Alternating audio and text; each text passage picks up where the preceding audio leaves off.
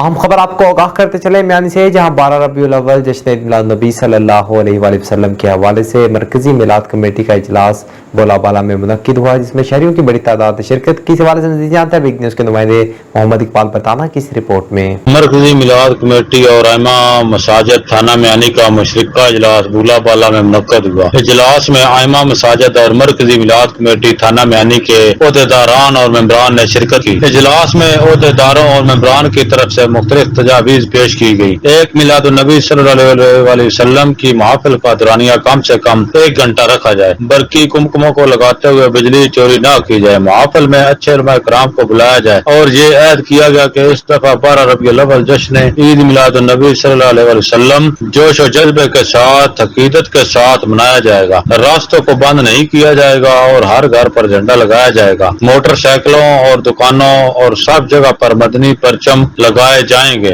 اور کئی مقامات پر لنگر نبی صلی اللہ علیہ وسلم کا بھی اہتمام کیا جائے گا۔ اجلاس کی میزبانی مرکزی میلاد کمیٹی تھانہ میانی کے ممبران بولا بالا نے کی۔ اجلاس کے اختتام پر میزبان بولا بالا نے لنگر کا بھی وسیع اہتمام کیا۔ کیمرہ مین بلال یوسف کے ساتھ محمد اقبال پٹانہ، بگ نیوز میانی۔